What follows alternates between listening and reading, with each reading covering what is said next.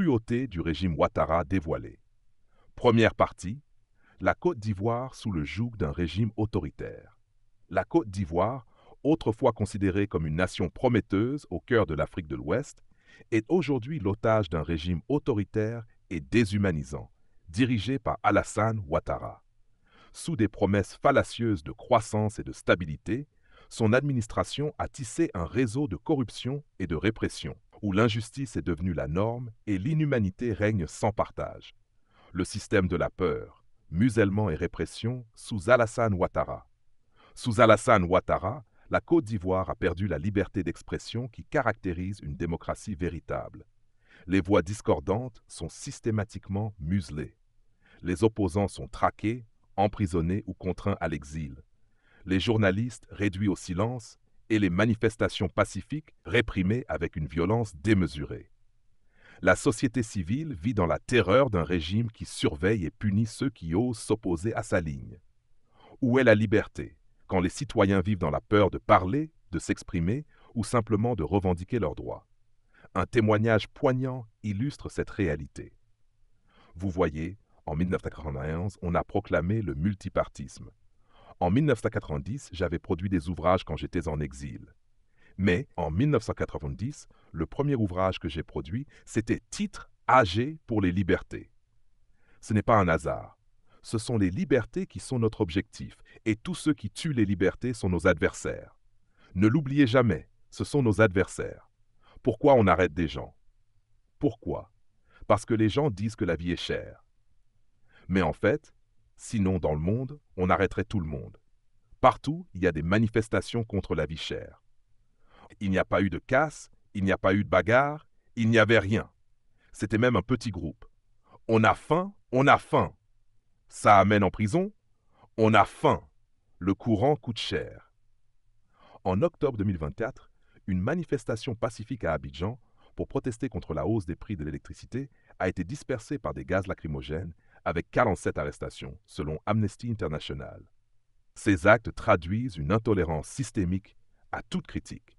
La corruption au cœur de l'État, le pouvoir à vendre. La corruption n'est plus un fléau à combattre en Côte d'Ivoire. Elle est devenue l'essence même de la gouvernance sous le dictateur des lagunes. L'argent détourné, pour le compte de ce dernier, est soigneusement caché dans des comptes offshore, privant le pays de ressources essentielles pour son développement. Alassane Ouattara bénéficie de la bienveillance et de la complicité de la France qui, sous le couvert de la diplomatie, profite de cet argent détourné pour asseoir sa domination. Emmanuel Macron, corrompu par des financements occultes pour ses campagnes, comme le suggèrent des enquêtes de Mediapart en 2023 sur des dons suspects via des intermédiaires africains, assure en retour un soutien sans faille à Ouattara, au détriment du peuple ivoirien. Il y a quelques jours, la Côte d'Ivoire bruissait de rumeurs et d'informations faisant état d'un détournement de fonds à la Sodexam, une société d'État portant sur des montants faramineux de l'ordre de plusieurs milliards de francs CFA. Selon des sources locales, vérifiées par Fraternité Matin, mars 2025, ce scandale impliquerait des hauts cadres du RHDP, mais seuls quelques agents d'exécution ont été interpellés, laissant les vrais commanditaires et bénéficiaires vaquer à leurs occupations habituelles. Depuis plus d'une décennie de règne, le pouvoir RHDP a habitué la communauté nationale et internationale à des scandales financiers dans presque tous les secteurs d'activité publique. Fait notable, tous ces scandales impliquent des hauts responsables de l'État et des cadres du parti au pouvoir. Pour les besoins de cette déclaration, citons quelques-uns des scandales les plus emblématiques, soit en raison du positionnement politique des auteurs, soit en raison des montants en jeu. Programme présidentiel d'urgence, PPU, détournement de plus de 412 milliards de francs CFA, rapport Cour des comptes 2022. Fonds de stabilisation du cacao, détournement de 326 milliards de francs CFA, révélé par une enquête de Reuters en 2024. Direction générale des impôts, détournement de plus de 400 milliards de francs CFA avec une mauvaise gestion entraînant une perte supplémentaire de 1000 milliards de francs CFA. Audit interne 2023. Fonds d'entretien routier, détournement de 35 milliards de francs CFA, ONG ivoirienne pour la transparence 2024. Carte nationale d'identité. Plus de 460 milliards de francs CFA décaissés sans délivrance effective des cartes. Un fiasco dénoncé par l'opposition en 2023. Ces montants détournés sont colossaux et auraient pu financer des projets d'infrastructures critiques tels que la construction d'hôpitaux, d'écoles ou de routes pour améliorer les conditions de vie des Ivoiriens. Cependant, ils ont été siphonnés par des responsables corrompus du parti au pouvoir ou par des membres du clan Ouattara.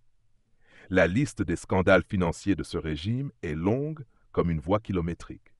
Tous les auteurs de ces malversations ont soit connu une promotion, soit été simplement recyclés dans d'autres secteurs d'activité publique.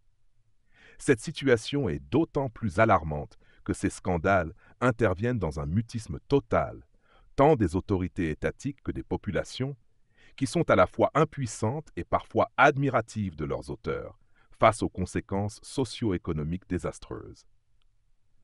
Le mouvement Génération et Peuple solidaire, GPS, se sent interpellé et interpelle à un double niveau. Corruption et impunité, une caractéristique insensée du régime RHDP. Corruption et impunité, une caractéristique insensée du régime RHDP. Le problème fondamental n'est pas le manque d'organes de transparence, mais plutôt leur détournement de leur mission première. En Côte d'Ivoire, ces structures existent sur le papier, mais elles ont été systématiquement détournées de leur vocation par le régime RHDP. La corruption n'est pas une simple défaillance administrative ou un accident isolé. Elle est profondément enracinée dans l'ADN même de ce régime, qui a choisi de se maintenir au pouvoir en utilisant des pratiques opaques et malhonnêtes, voire mafieuses. Ainsi, les organismes censés veiller à la transparence et à la bonne gestion des affaires publiques ne sont que des façades que le régime Ouattara instrumentalise à des fins politiques, ce qui permet à la prévarication de prospérer sans aucune conséquence pour ses auteurs. La passivité coupable du régime RHDP face à ces manquements est en réalité une stratégie délibérée pour fidéliser et entretenir une clientèle politique en vue de maintenir à terme l'ordre établi et de garantir l'impunité des élites corrompues. Cette putréfaction institutionnelle systémique a atteint des proportions alarmantes, à tel point que même les enquêtes et audits qui pourraient potentiellement exposer ces pratiques illicites sont souvent bloqués ou biaisés. L'ère du régime RHDP est marquée par une gouvernance à la périphérie de la légalité, et c'est cette caractéristique insensée qui rend les réformes inefficaces. Responsabilité du pouvoir RHDP. Il est notable qu'aucun pouvoir politique n'est à l'abri des faits de malversation financière. Cependant, c'est l'attitude et l'aptitude à désapprouver ces fléaux puis à les combattre, qui distinguent les régimes à fort potentiel de transparence, donc vertueux, des régimes qui s'en accommodent, voire les encouragent par une passivité coupable. Au vu du rythme effréné des scandales financiers et des montants astronomiques en jeu, on peut affirmer, sans embâge, que le régime RHDP a opté pour un système de gouvernance à la périphérie de la légalité, de la morale et de la vertu dans la gestion des affaires publiques. La corruption est omniprésente et menace directement la stabilité du pays. Corruption, un fléau exponentiel sous Ouattara. Depuis l'avènement de M. Ouattara et de son parti, le RHDP, au pouvoir, les faits de détournement ont connu une croissance exponentielle. Tous les corps d'État sont touchés, et ce malgré l'existence de divers outils législatifs censés réprimer ces pratiques. Plus alarmant encore, ces pratiques illégales se sont enracinées dans l'ensemble du corps social. Les rapports de nombreuses organisations internationales montrent à quel point cette concussion des acteurs du service public est devenue un cancer qui ronge la société. Selon Transparency International, la Côte d'Ivoire est classée 47e sur 180 pays en 2023 en matière de perception de la corruption, un recul de 12 places par rapport à 2015.